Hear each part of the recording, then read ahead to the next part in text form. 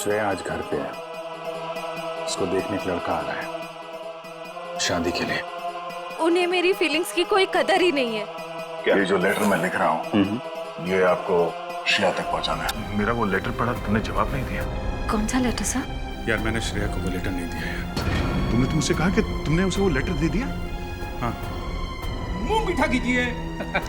इस खुशी में श्रेया और सिद्धार्थ की शादी पक्की हो गई।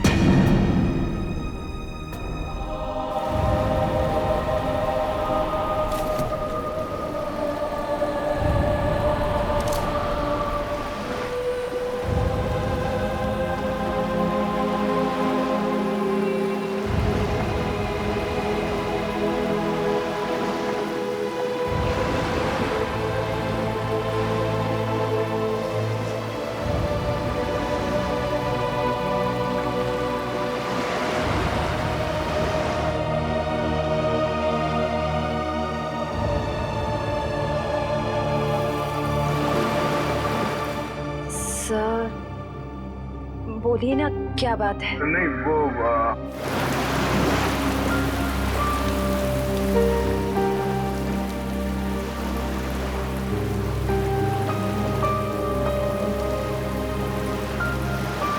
श्रेया और सिद्धार्थ की शादी पक्की हो गई।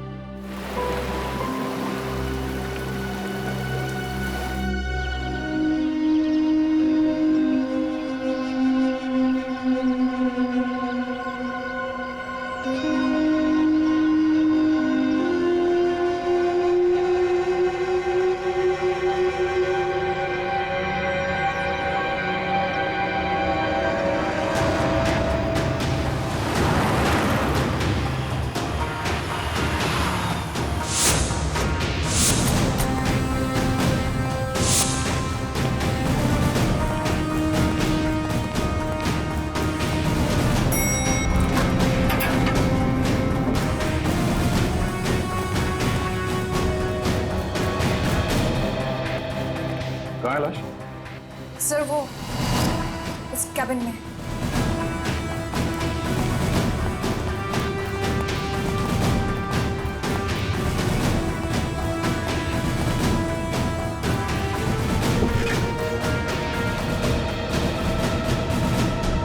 सर एक गोली लगी है सीने में। देखो जरा शरीर से गोली बाहर निकलने का कोई निशान है क्या?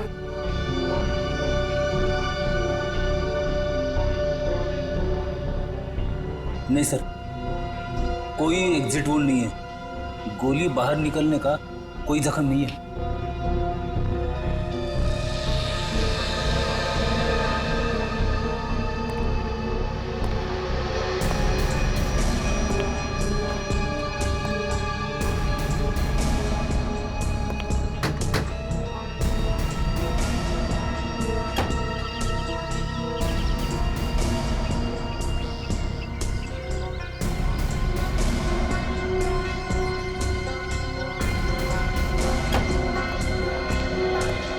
पूरी सर लाश किधर? सर अंदर आइए सर।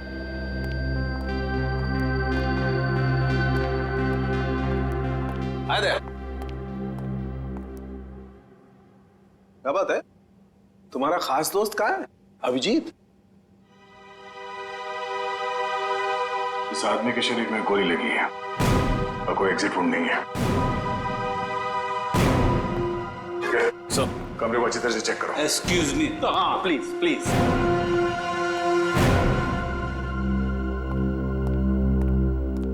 ये तारिका क्या हुआ है? ये तो एकदम उखड़ गया था। कुछ गलत तो नहीं कह दिया मैंने?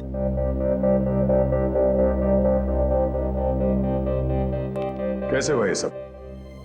हमें नहीं पता है सर। क्या नाम है आपका? जी श्लोक। कितने लोग काम करते हैं यहाँ ऑफिस में? कोई 20-22 लोग। 20-22 लोग। दिन दहाड़े कोई आपके डायरेक्टर के कमरे के अंदर घुस जाता है, उसे मार देता है और आप में से किसी ने कुछ नहीं देखा? सर मैं आपको सिर्फ इतना बता सकता हूँ कि जो कुछ भी हुआ है वो 1:30 से 2 के बीच हुआ होगा। खून किसने किया वो आप नहीं जानते।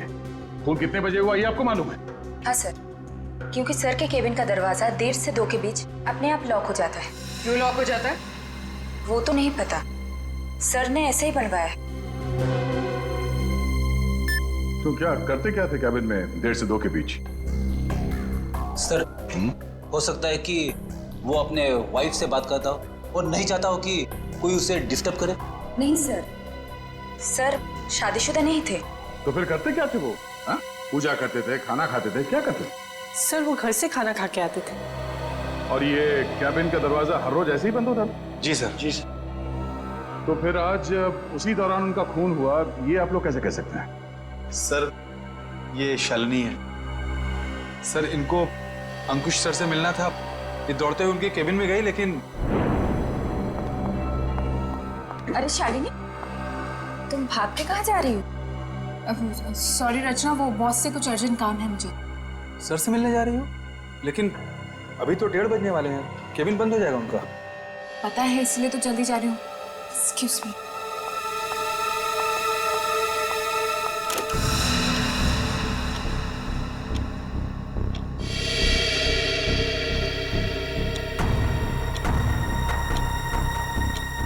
अब और आधा घंटा वेट करना पड़ेगा।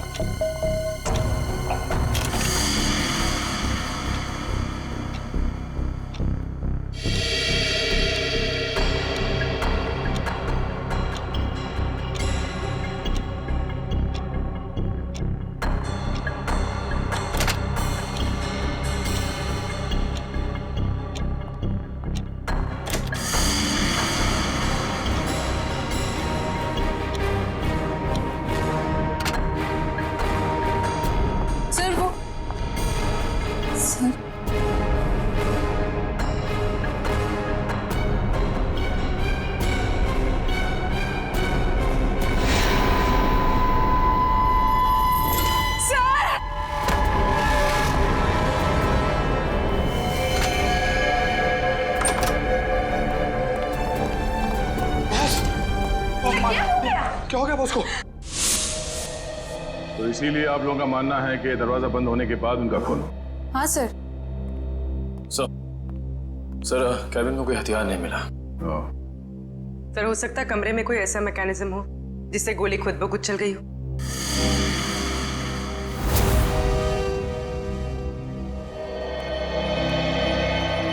डॉक्टर साहब, ये खूनी कहाँ खड़ा होगा जब उसने गोली चलाई? ये देखो, यहाँ टेबल पर खून के छींटे पड़े हुए हैं। इसका मतलब साफ है खूनी वहां खड़ा था जब तुम खड़े हो। और ये अंकुश यहां था। सामने से खूनी ने गोली चलाई जो अंकुश के सीने में आकर के लगी, और गोली लगते ही अंकुश यहां जमीन पे गिर गया। और अगर गोली किसी मैकेनिज्म से चलाई गई है तो मैकेनिज्म इसी लाइन में होनी चाहिए। बिल्कुल। रेडी निकल, जरा देखो कोई मैकेनिज्म दिखता है क्या? मैकेनिज्म? हाँ, जिस वक्त अंकुश की मौत हुई उस वक्त ना कोई कमरे में बाहर से अंदर आया और ना कोई अंदर से बाहर गया। आप लोगों को पता है कि मौत कितने बजे हुई? हाँ, ऑफिस स्टाफ का कहना है कि दोपहर को 1:30 से 2 बजे के बीच। सही है।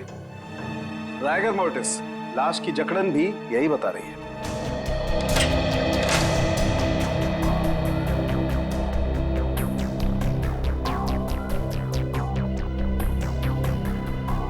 सर यहाँ तो कोई मैकेनिज्म दिख नहीं रहा है।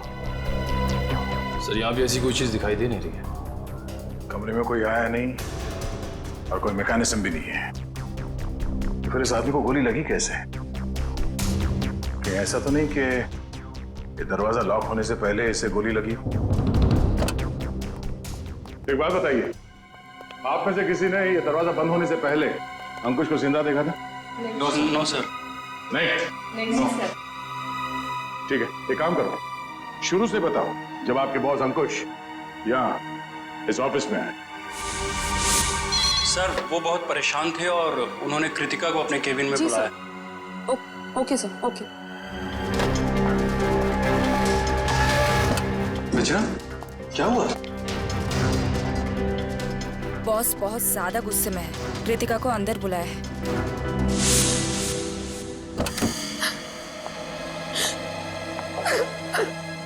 क्या हुआ कृतिका? रो क्यों रही हो?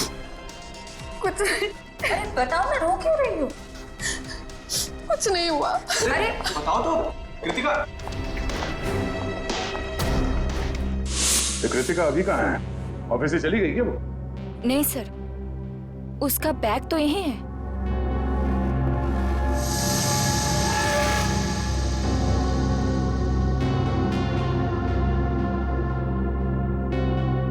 जब कृतिका कैबिन से बाहर निकली तब अंकुश जिंदा था?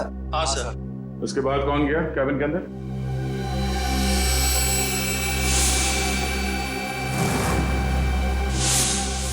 देखिए, हम एक सवाल 2 बार नहीं पूछेंगे आप लोगों से। हम यहाँ ये पता करने की कोशिश कर रहे हैं कि आपके बॉस का खून किसने किया, और इसके लिए हमें आपके सहयोग की जरूरत है। और आपके ऐसे चुप रहने से कुछ हासिल नहीं होगा। इसलिए बताइए, कृतिका के बाहर आने के बाद अंकुश के कैबिन में कौन गया था? सर, त्र्यंबक, रचना और मैं। उस वक्त कितने बजे थे?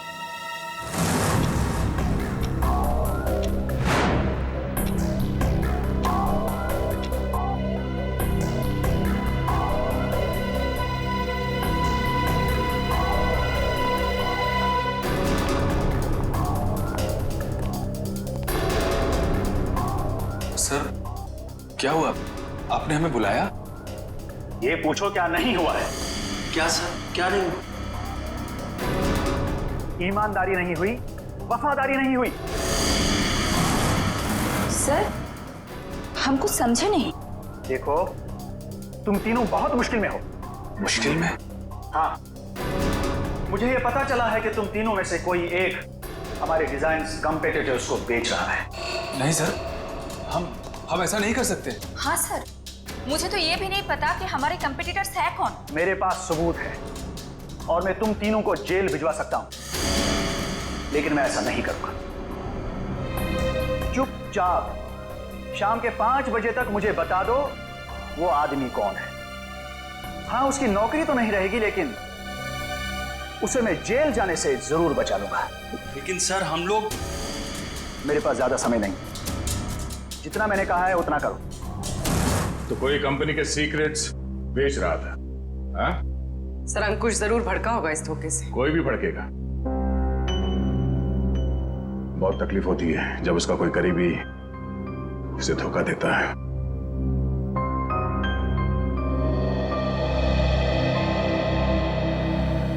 तुम तीनों में से कोई एक धोखेबाज है, वरना अंकुश सिर्फ तुम तीनों से पूछताछ क्यों करेगा इस बारे में? सर, हम बेकसूर हैं। कोई हमें फंसाने की कोशिश कर रहा है। तुम लोगों ने ही मारा है अंकुश को, और अब ये बेकसूर होने का नाटक कर रहे हो। नहीं सर, आप सच कह रहे हैं। अच्छा, वो तो हम पता लगा ही लेंगे कि क्या है सच और क्या है झूठ।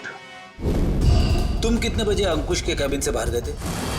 सर, यही कोई 1:15 हो रहा होगा। और वो जिंदा थे जब तुम बाहर आई? हाँ मैम। जी, तो उसके बाद कौन गया था कैबिन में? सर, मुझे पता नहीं है। मैंने किसी को जाते हुए नहीं देखा सर। मैंने भी किसी को अंदर जाते हुए नहीं देखा। सब सबका जवाब एक ही है। सर, समझ में नहीं आ रहा है कौन सच बोल रहा है और कौन झूठ। सर, ये खूनी जो कोई भी है, सर इन तीनों के बाहर आने के बाद दरवाजा लॉक होने से पहले अंकुश के कैबिन में घुसा होगा। और अंकुश का खून करने के बाद शालिनी के आने से पहले निकल गया होगा। खूनी कौन हो सकता है?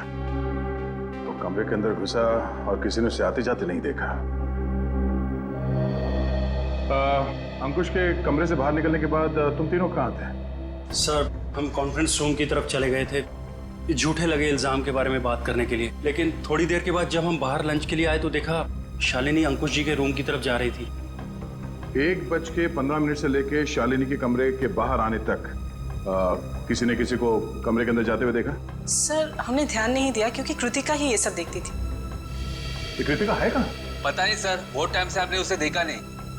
पुलिस देखो, जब तक कृतिका नहीं मिल जाती कुछ पता नहीं चलेगा। आप लोग सीसीटीवी कैमरा की फुटेज क्यों नहीं देखते? उसमें पता चल जाएगा। तुम कौन हो? जी मैं सुमित, कृतिका का बॉयफ्रेंड। और ये सीसीटीवी कैमरा के बारे में क्या बता रहे हो? कृतिका ने मुझे बताया था कि बॉस ने स्टाफ पे नजर रखने के लिए उसके डेस्क पे एक सीक्रेट कैमरा लगा रखा था। खुफिया कैमरा?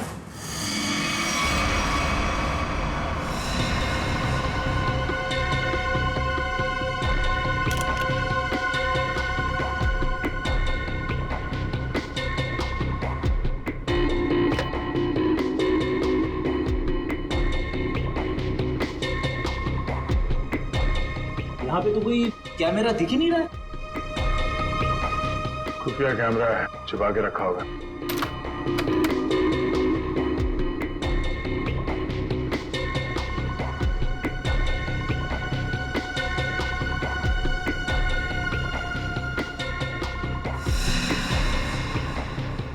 ये देखो, लाफिंग बुद्धा की आंखों में कैमरा है। निखिल, पता करो इसका रिसीवर कहाँ है।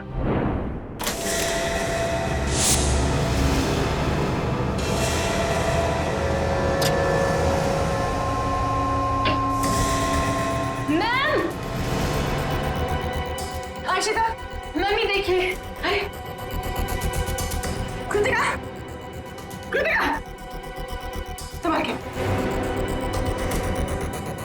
कृतिका, जाओ। कृतिका, कृतिका। क्या हो गया? सर से आत्महत्या करने की कोशिश की, सर जहर निकाल। इसे हॉस्पिटल ले जाना होगा। पीछे एम्बुलेंस है, उसमें डालो जल्दी। कृतिका, ठीक है। एक मिनट, ले जाओ इसे। ठीक क्या हुआ? संभाल के। निखिल, उस खुफिया कैमरे का रिसीवर मिला? हाँ सर, उस सीक्रेट कैमरा का ये सब मिल गया है। गुड, जरा फुटेज प्ले करो। देखते हैं रचना, त्रिंबक और श्लोक के निकलने के बाद अंकुश के कमरे में कौन गया था।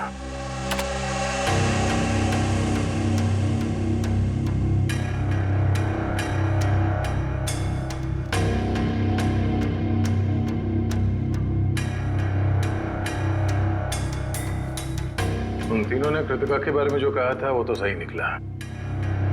अब आगे देखते हैं।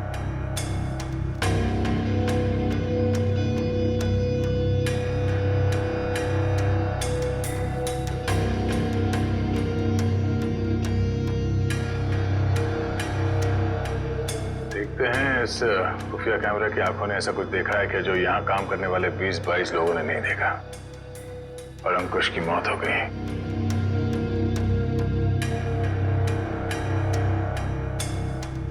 एक मिनट रुको सर, ये आदमी कौन है? प्ले करो, फॉरवर्ड करो सर।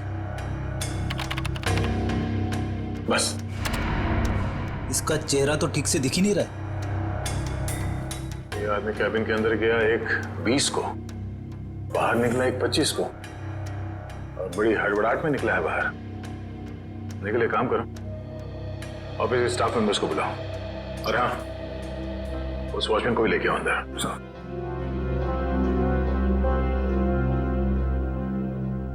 आइए सर।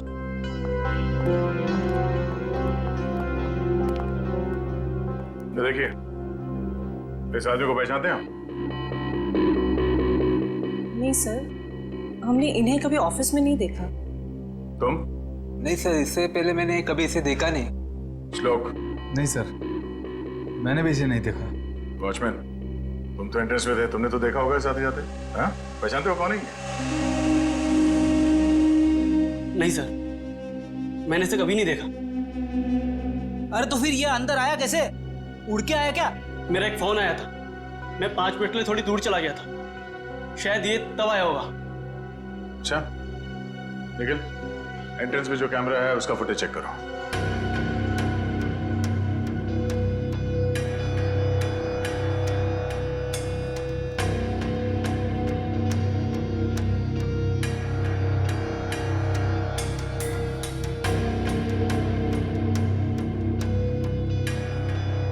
एक मिनट इस फ्रेम को फ्रीज करो। ये सुमित, कृतिका तुम्हें कुछ नहीं होगा, जल्दी चलो। आई तुम्हें कुछ नहीं होगा कृतिका, तुम ठीक हो जाओगे। संभल के।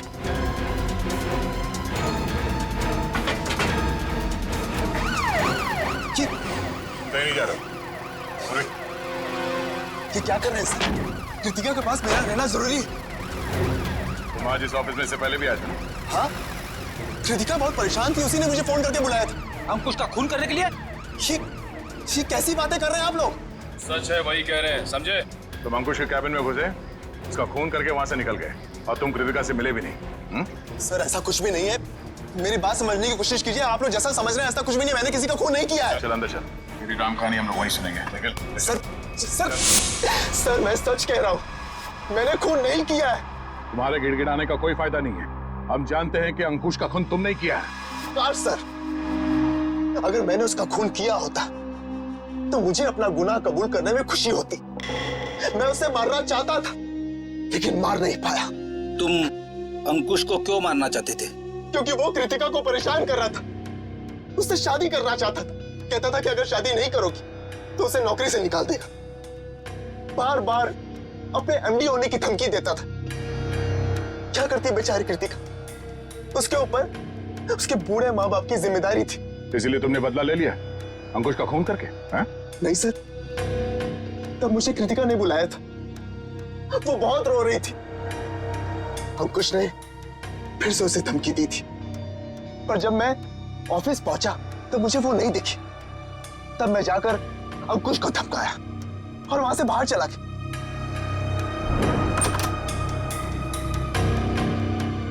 कौन हो तुम? बहुत हो गया अंकुश, कृतिका से दूर रहना, वरना क्या करोगे? जान से मार दूंगा तुझे।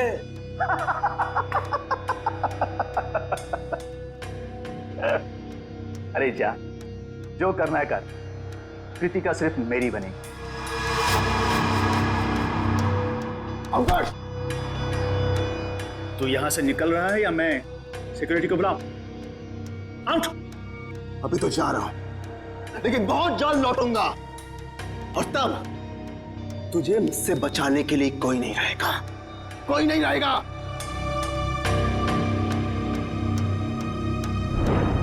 हमारे पास सबूत है, तुम 1:20 में अंकुश के कमरे के अंदर गए थे और ठीक 1:25 को बाहर निकले थे। क्यों?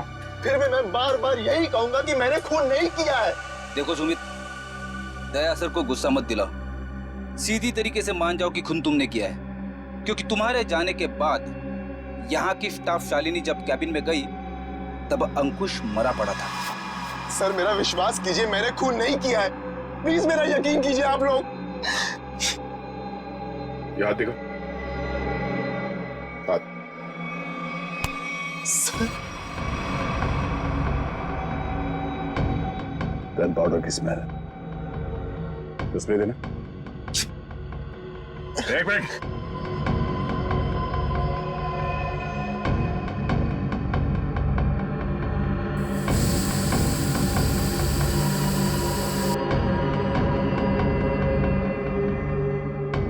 तुम्हारी उंगलियों पे गन पाउडर है, इसका मतलब है हाल ही में तुमने गोली चलाई है। नहीं सर, अंकुश का खून तुम नहीं किया है। मैंने गोली नहीं चलाई सर। तो फिर ये गन पाउडर तुम्हारी उंगलियों पे कैसे आया? सर प्लीज सर, मेरा विश्वास। गन पाउडर कैसे आया तुम्हारे हाथ पे? सर वो मेरे पास मेरी अपनी गन, उससे गलती से चल गई थी जब मैं आज अपने घर पर था। तुम्हारे पास अपनी गन है, लाइसेंस है? हाँ? नहीं। तो गैर कानूनी तरीके से गन रखी थी तुमने? हाँ? सिर्फ और सिर्फ अंकुश को मारने के लिए। अगर आज उससे कोई नहीं मारता तो मैं शायद उसे जरूर मार देता। तो गन कहाँ रखी है तुमने? बाहर फ्लावर पॉट में। गन को बाहर क्यों छोड़ा तूने? हाँ? क्योंकि कृतिका ने मुझे कसम दी थी कि मैं अपने साथ गन अंदर लेकर ना आऊं, वरना गुस्से में मैं कहीं उसके बॉस को मार ना दूं, इसलिए बाहर छोड़ दी। चल दिखा वो गन कहाँ है।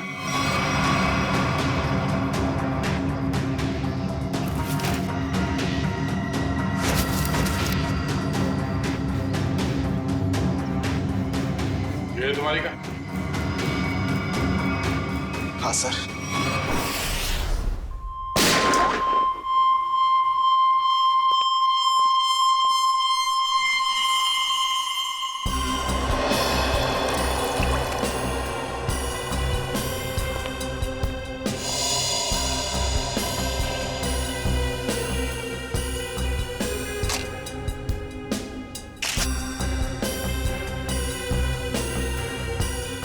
मेरी समझ में नहीं आ रहा है कि आप लोग मेरी गन को चेक क्यों कर रहे हैं, जबकि मैं इसे ऑफिस में लेकर गया ही नहीं था। दोनों बार प्लांट में ही छिपा दिया था। तुम कितना सच बोल रहे हो कितना झूठ अभी पता चल जाएगा। भैया तो मैच होती ये गोली और अंकुश के शरीर में जो गोली मिली है वो गोली दोनों मैच होती। इसका मतलब साफ है अंकुश को इसी गन से गोली मारी गई है। अब बोलो, तो तुमने दोनों बार ये गन ऑफिस के बाहर वाले गमले में छुपा दी थी? सर मैं आपसे बार बार कह रहा हूं कि मैंने अंकुश को नहीं मारा। जब मैं उसके कैबिन से बाहर निकल रहा था तो वो जिंदा था। जरूर मुझे कोई फंसाने की कोशिश कर रहा है। तो मतलब तुम्हारी गन अपने आप गमले से बाहर आई, अंकुश जी को गोली मारी और फिर आके गमले में छुप गई। और ये कहानी है सर? अरे मैं कोई कहानी नहीं बना रहा हूं, मेरा विश्वास कीजिए। एक सेकंड, कॉल। क्या? हाँ, मुझे याद आ गया। जैसे ही मैं अंकुश के कैबिन से बाहर निकल रहा था उसके मोबाइल पर एक कॉल आया था। और उसने वो कॉल रिसीव किया था? हाँ।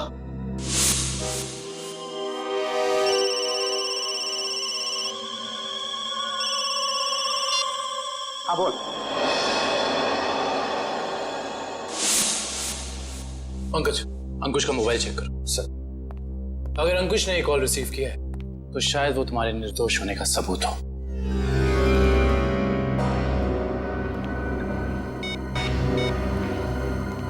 सर, अंकुश को 1:25 पे कॉल आया था सर, और 7 मिनट तक कॉल चली। 7 मिनट? 1:25 को कॉल आया था। दरवाजा बंद होता है ठीक 1:30 बजे, यानी कि दरवाजा बंद होने के 2 मिनट बाद तक ये कॉल चला। सर, शायद वो जिंदा था। पंकज, इस नंबर पर कॉल करके चेक करो कि वाकई इस आदमी की अंकुश से बात हुई थी कि नहीं।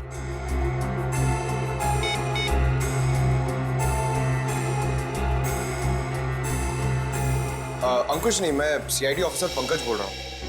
अच्छा एक बात बताइए, आपने आज अंकुश को फोन कॉल किया था? आपकी बात हुई थी उससे? अच्छा, लगभग कितने मिनट तक बात हुई थी? 5 से 7 मिनट। अच्छा ठीक है, थैंक यू वेरी मच। नहीं, कोई टेंशन। सर, 7 मिनट तक बात हुई थी सर। देखा सर, मैं सच कह रहा हूं, मैंने अंकुश को नहीं मारा है। इसका मतलब सुमित खूनी नहीं है, तो फिर खूनी कौन है? कहीं खूनी पहले से ही तो कैबिन में छुपकर नहीं बैठा था और दरवाजा लॉक होते ही उसने अंकुश को गोली मार दी और फिर वहां बैठकर इंतजार कर रहा था। और जब 2 बजे बाकी का सारा स्टाफ अंदर आया कैबिन में अंकुश की लाश देखने, तो मौका देखकर वो भी उनके साथ निकल गया।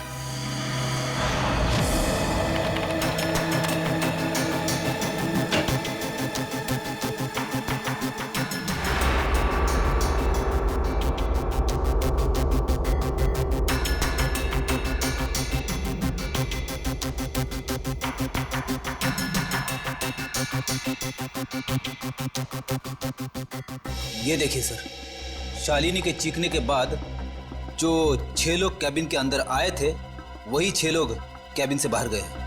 इसका मतलब है कैबिन के अंदर कोई छुपा हुआ नहीं था। कैबिन के अंदर कोई छुपा हुआ नहीं था। इस दरवाजे से कोई अंदर नहीं आया और अंकुश इस कमरे में अकेला था जब ये दरवाजा बंद हुआ। तो इस कमरे के अंदर आने का इस दरवाजे के अलावा सिर्फ एक ही रास्ता है, वही ये खिड़की।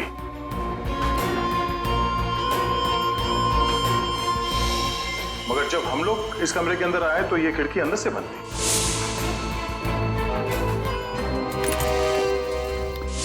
तो अगर हम ये मान के चले कि कोई इस खिड़की के जरिए अंदर आया है तो नीचे से ऊपर आना तो बहुत मुश्किल है, और किसी न किसी ने तो देखा ही होगा उसे ऊपर आते हुए। दूसरा रास्ता बचता है ऊपर टेरेस से।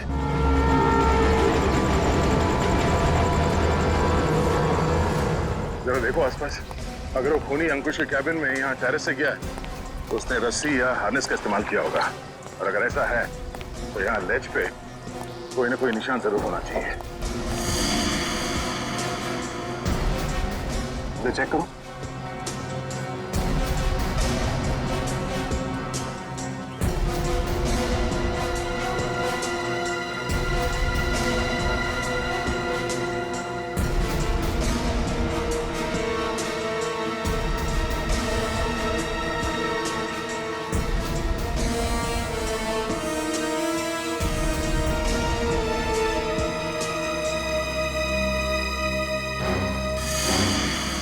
ये देखो, यहाँ पर निशान है। ये निशान, उसने रस्सी को यहाँ से बांधा और यहाँ से नीचे उतरा, क्योंकि ठीक नीचे यहाँ पे अंकुश का ऑफिस है। और फिर रस्सी सपोर्ट के लिए शायद वहां उस पे बांधा होगा।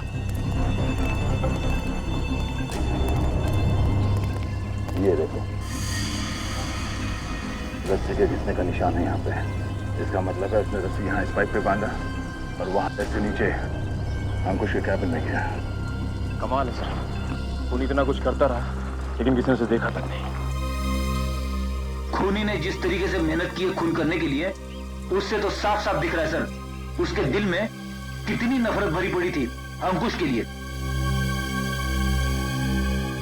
ये पता करना पड़ेगा कि वो है कौन जिसे अंकुश से इतनी नफरत थी, और उसे ये भी पता था कि अंकुश के कैबिन का दरवाजा 1:30 से 2 बजे के बीच बंद होता है। वो ना हो ये कोई ऑफिस का ही आदमी है।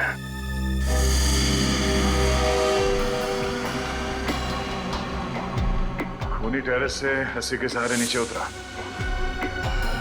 और फिर खिड़की के रास्ते कैबिन में आया। लेकिन आपने तो चेक किया था, खिड़की अंदर से बंद थी, जिसका बाहर से खुलना नामुमकिन था। एग्जैक्टली फ्रेडी, इसका मतलब है खून होने से पहले खूनी ने या उसका साथ देने वाला कोई ना कोई इस ऑफिस में था जिसने छुपके से ये लैच, खिड़की का लैच खोल दिया ताकि इसे बाहर से खोल सके। फिर सर खूनी ने खिड़की को अंदर से लॉकअप किया? ये शायद तब हुआ होगा जब ऑफिस के बाकी के स्टाफ मेंबर्स अंकुश की लाश देखने के लिए कैबिन के अंदर घुसे। खूनी यहाँ से अंदर आया और उसने अंकुश को गोली मार। गोली चलने की आवाज नहीं, शायद गन पे साइलेंसर लगा हुआ था, और फिर अपना काम करने के बाद खूनी वापस इस खिड़की से ऊपर चला गया। मगर खूनी ने एक गलती कर दी। वो क्या सर? लैच। जब उसने खिड़की खोलने के लिए ये लैच ऐसे खोला होगा,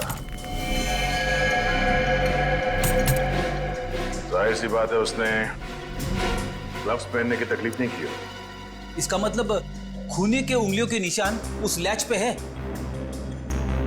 हाँ फ्रेडी, और अब ये उंगलियों के निशान ही हमें खूनी के गर्दन तक ले जाएंगे।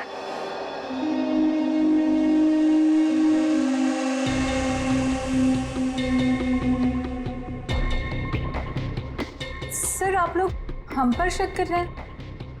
हाँ, क्योंकि खूनी आप लोगों में से कोई है। ये क्या कह रहे हैं आप सर? सही कह रहे हैं, थोड़ा इंतजार करो। उस खिड़की के लैच पे जो उंगलियों के निशान मिले हैं, अगर वो आप में से किसी के फिंगरप्रिंट्स के साथ मैच होते हैं तो पता चल जाएगा कि अंकुश का खूनी कौन है।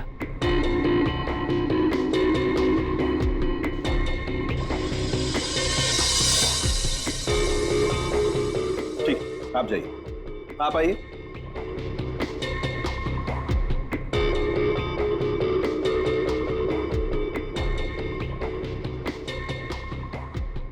ठीक, जाइए। दया, इन सब लोगों के फिंगरप्रिंट्स तो ले लिए, अब जरा इन्हें मैच करके देखते हैं। ठीक है सर। हाँ?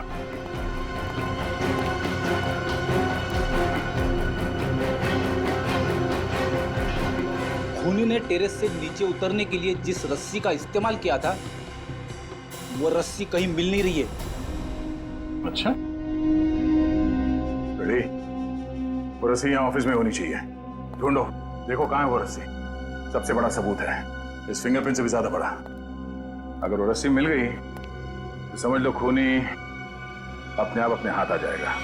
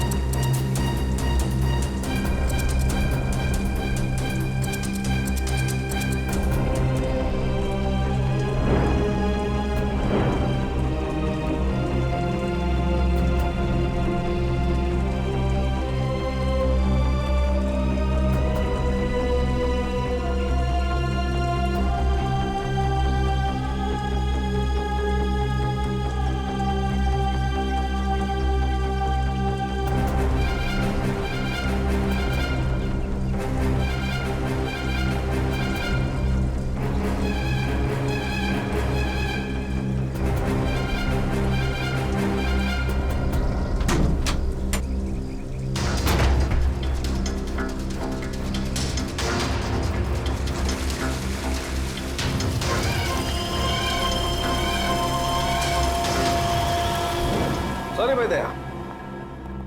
क्या बात है डॉक्टर तारिका? केबिन में मिले फिंगरप्रिंट्स इनमें से किसी से मैच नहीं हो रहे। ये कैसे हो सकते डॉक्टर तारिका? इनमें से किसी न किसी के उंगलियों के निशान मैच होने चाहिए थे। आप लोगों से कोई गलती हो गई होगी। नहीं यार दया, ऐसा नहीं है, हमसे कोई गलती नहीं। हो सकता है दया इनमें से कोई खूनी नहीं होगा, तो खूनी नहीं होगा तो फिंगरप्रिंट्स कैसे मैच होंगे? हो सकता है इस बार गलती आप लोगों से होगी। नहीं, मैं सही हूं और मैं साबित भी कर सकता हूं। खूनी इन्हीं में से कोई है और वो खुद ब खुद सामने आएगा। सामने आ जाएगा मतलब तुम्हारे सामने आकर के खड़ा हो जाएगा, कहेगा लीजिए दया जी मैंने खून किया, मुझे हथकड़ी पहना दीजिए। यार बात कर। डॉक्टर साहब इस बार ऐसा ही कुछ होगा। डॉक्टर साहब ने आप लोगों के हाथ पे एक केमिकल लगाया था। वो केमिकल रिएक्ट करेगा और वो केमिकल तब रिएक्ट करेगा जब आप में से जो खूनी है वो ऊपर टेरेस पे जाके पानी के टैंक के अंदर से वो रस्सी निकालेगा। वो रस्सी हमें तब मिल गई थी जब पहली बार हम लोग छत पे गए थे।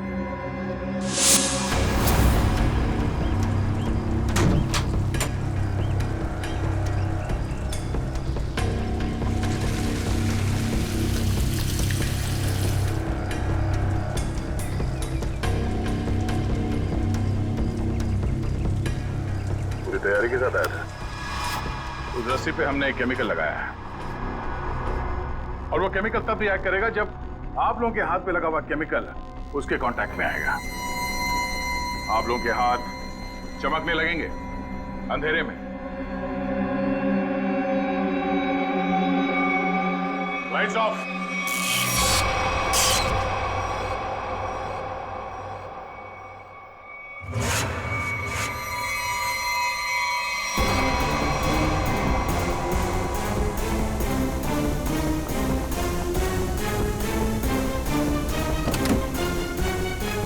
बस बहुत भाग लिया, अब और नहीं।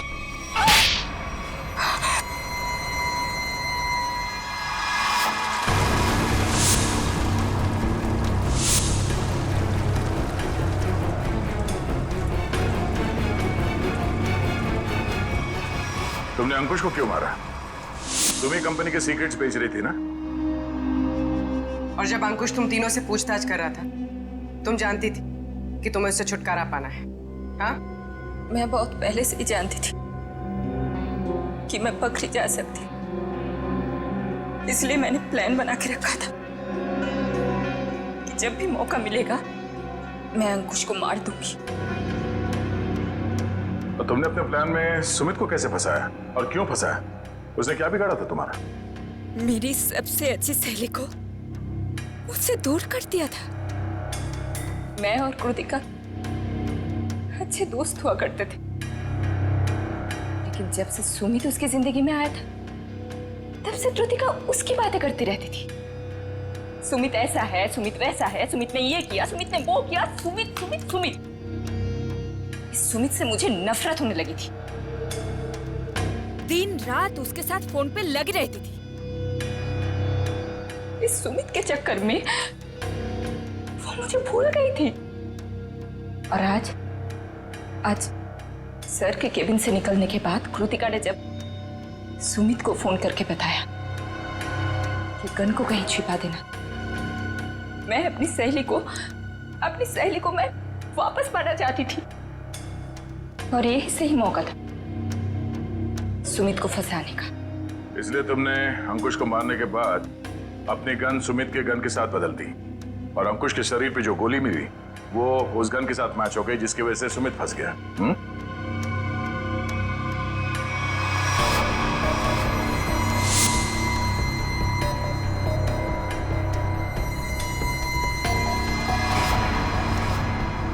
और जब अंकुश अपने कैबिन में तुम तीनों पे भड़क रहा था, उस वक्त तुमने चुपके से उस खिड़की का लैच खोल दिया।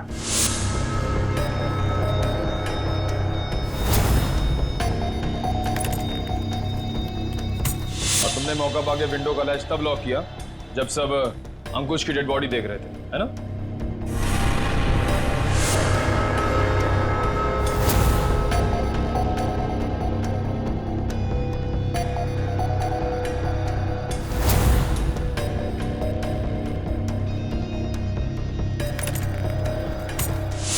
तुम्हें कैसे मालूम कि सुमित के पास कौन सी गन है? कृतिका ने मुझे एक बार बताया था कि सुमित ने एक नई गन खरीदी है। ठीक वैसी गन मैंने भी खरीदी। और आज जब सुमित दोबारा ऑफिस में आया तो मुझे पता था कि वो गन फिर से कहीं बाहर रख के आया होगा। और मौका मिलते ही मैंने वो गन बदल दी। क्या फायदा हुआ तुम्हें ये सब करके? हाँ? तुमने एक दोस्त खो दिया और साथ में अपनी आजादी भी। पूर्वी, ले जाओ इसे। सर।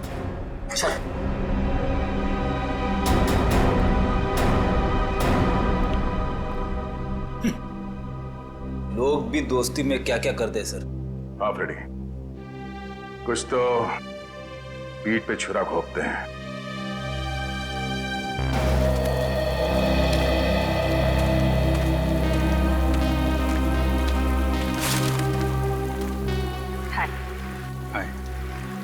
झूठ बोला तुमने दया से? हाँ, भाई जैसा ना वो तुम्हारा, इस तरह से दिल दुखाया? कैसी बात कर रहे हो तारिका? मैं तो सपने में भी उसका दिल दुखाने के नहीं सोच सकता। उसको दुख ना हो इसलिए मैंने झूठ बोला। अभिजीत, झूठ के पैर नहीं होते, वो ज्यादा दूर तक चल नहीं सकता। तुम्हें दया को सब कुछ सच सच बता देना चाहिए था। बताया था मैंने सच उसे, कड़वा सच। मैं सिर्फ ये जानने आया था कि श्रेया ने उस लड़के को हाँ बोला है या नहीं। नहीं, वो हाँ बोल दिया श्रेया ने। लेकिन जब मैंने दया का चेहरा देखा, लगा जैसे किसी गोली ने उसके सीने को चीर दिया है।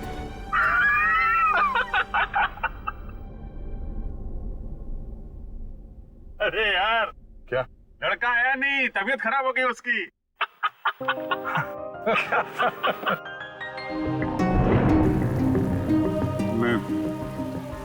मैं दया को इस हालत में नहीं देख सका। मैंने बात पलट, मैंने कहा कि मजाक था। सिद्धार्थ का परिवार तो आया ही नहीं। मैं जानता हूं ये गलत है तारिका, लेकिन ये गलत उस समय मुझे सही लगा। और दया का इतना इंपॉर्टेंट लेटर श्रेया को ना देना ये भी तुमको सही लगा? क्या लगता है तुम्हें कि मैं जानबूझ के ये सब कर रहा हूं? मैं नहीं चाहता दया और श्रेया एक हो। दुनिया मुझे कुछ भी कहे, मुझे कोई फर्क नहीं पड़ता, लेकिन तारिका तुम मुझे गलत समझ रही हो। बहुत दुख हुआ मुझे, बहुत दुख हुआ। गया था मैं श्रेया के घर वो लेटर लेके। नमस्ते अभिजीत, तुम आओ अंदर आओ। श्रेया से थोड़ा काम था, वो है क्या? हाँ है, बैठो, मैं उसे बुलाती हूँ, बैठ जाओ।